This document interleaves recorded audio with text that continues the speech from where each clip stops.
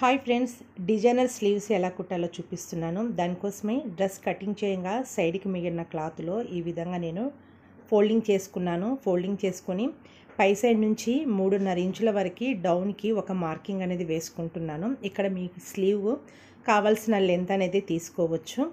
చంక రౌండ్ కంటే ఒక 1/2 ఇంచు లూజింగ్ అనేది తీసుకుంటున్నాను. ఇది మీకు కనుక తెలియకపోతే డ్రెస్ కట్ చేసుకున్నప్పుడు బ్యాక్ పీస్ ఉంటుంది కదా, షోల్డర్ అటాచ్మెంట్కి 1/2 ఇంచు వదిలిపెట్టుకొని ఆ తర్వాత ఇలా చూయించే విధంగా ఈ డౌన్ వరకు ఈ విధంగా ఒకసారి మెజర్ చేసుకోండి. ఇక్కడ మీకు ఎంత క్లాత్ కావాలో ఈజీగా తెలిసిపోతుంది.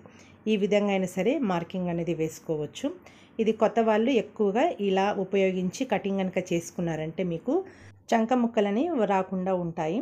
తర్వాత ఇప్పుడు ఒకవేళ ఇలా మెజర్ కనుక చేసుకున్నారంటే 10.5, 8.5 ఫిట్టింగ్ వరకు, తర్వాత 2 ఇంచులు ఎక్కువ 10.5. ఇక్కడ ఎంతైతే వస్తుందో కిందకి కూడా అంతే ఎక్కువ అనేది తీసుకోవాలి. ఇక్కడ బాటమ్ షేప్ అనేది ఇవ్వకుండా స్ట్రైట్గా పై సైడ్ ఎంత ఉంటే అంత కింది వరకు అనేది తీసుకొని దాని ప్రకారంగా కటింగ్ అనేది చేసుకోవాలి. చాలా ట్రెండింగ్లో ఉంటున్నాయండి ఈ స్లీవ్స్. చాలా సింపుల్ విధానం, చాలా బాగుంటున్నాయి.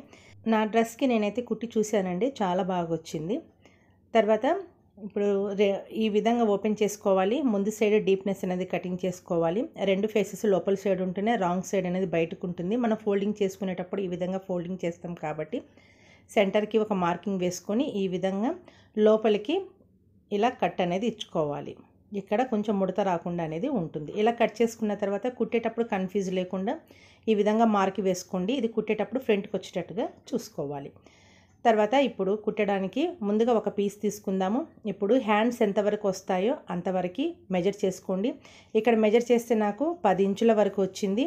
అయితే ఇప్పుడు ఈ 10 ఇంచులకి అటు సైడు 1.5 ఇంచులు, ఇటు సైడు 1.5 ఇంచులకి మార్కింగ్ వేసుకొని ప్లెయిన్గా వదిలిపెట్టుకోవాలి. సెంటర్లో ఎంత క్లాత్ ఉంటే అంత క్లాత్కి చిన్న చిన్న ప్లేట్స్ అనేవి వేసుకోవాలి. 1/2 ఇంచు ప్లేట్స్ కానీ మీకు క్లాత్ని బట్టి ఇక్కడ ప్లేట్స్ అనేవి వేసుకోవాలి.